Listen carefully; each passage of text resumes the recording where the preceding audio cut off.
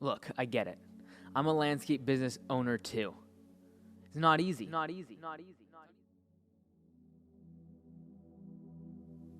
not easy working 14 hours a day out in the blazing heat. It's not easy lifting bag after bag of grass clippings, sweating, allergies. But at the end of all of that, the employees go home and you go back to your house only to be visited by a full inbox of emails and your voicemail full of messages, all filled with customers that are unhappy, unsatisfied, unhappy with their prices, unhappy with your employees, unhappy with your customer service, questioning your integrity, and it's beginning to wear down on you.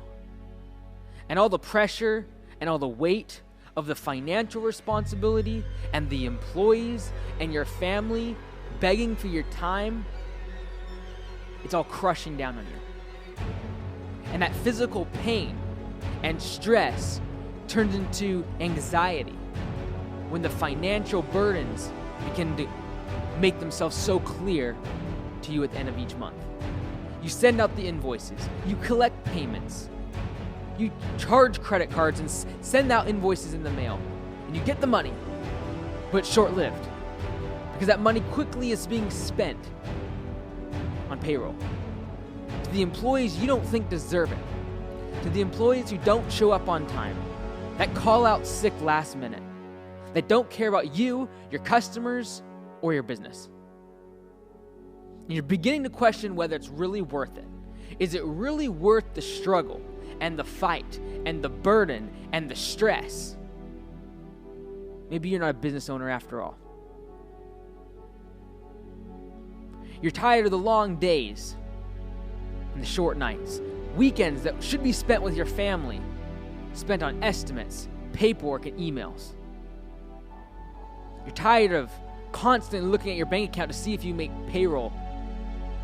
You're wondering where the next job is coming from. Or maybe you have too many jobs and you can't get to them all, and they're just constantly running behind. And the job you do have, the machines get stuck. The customer's unhappy. You're way behind on your budgeted hours. And just in that moment is when your project manager leaves, your key employee, the employee that started this business with you, that's been with you from day one, leaves. Why? No real reason. They just wanted another job. They just wanted another extra $1 or $2 per hour. But you couldn't afford it. And so what did you? You took more of the stress on you. You took more of the responsibility. You're going to keep grinding and pushing and shoving. But it's wearing down on you now. Physically, mentally, emotionally, and spiritually, you're drained. The equipment, it's old now. It used to be new. You used to love to shine that thing up. But now it's beginning to get a little bit rusty, and now it's breaking down, and now there's costs and expenses, and the truck is breaking down. And things are happening every single day. Broken windows. The employees are leaving the gates open. The employees don't seem to care.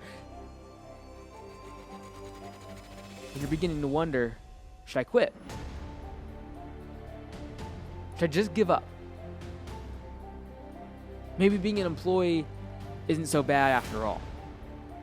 Maybe this business owner thing, I'm not really cut out for it. You feel like you're spinning your wheels every single day, 400 horsepower ahead, but yet you're not getting anywhere. Don't give up. Don't give up. As long as you don't give up, you will succeed. Because you might get hit down 10 times, but if you can get up one more time and constantly resolve within yourself to get up one more time, you will eventually succeed. Know what you're worth. Charge more to the customer. Do not fall into the trap of charging lower and lower prices. Trust me, it's a race to the bottom. Charge what you're worth, know your value, and use that profit to increase the value in the form of websites and uniforms and training those employees to become high-performing employees. You need to simplify, reduce the number of services that you're offering. Don't try to be a jack of all trades, master of none. Figure out what you're going to focus on. What are your core competencies? Don't focus about your revenue numbers. Focus on profitability, scalability, what can be done without you. Simplify things. You've got to focus on creating a culture of high performers inside of your company. Yeah, that's going to take some time. It's going to take a little bit of humility. It's going to take maybe scaling back for a year. It might mean investing less in your trucks and your equipment and more into the people, the men and the women that put your uniform and your logo on every single day.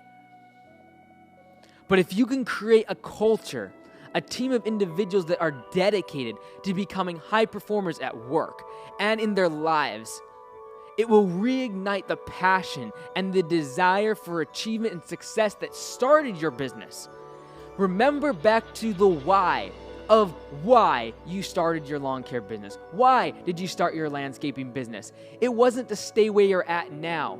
Focus on your goals. Focus on what you're trying to achieve. Simplify, raise your prices, increase your profitability. This is what this industry needs. We do not need lower prices. We do not need less quality. We do not need lower levels of service and less value to the customer and less professionalism. Become different. What differentiates you from every other landscaper in your market? Every other $25 per cut Joe and his mower with his pickup truck? What separates you? What makes you different? Are you just the same as everyone else?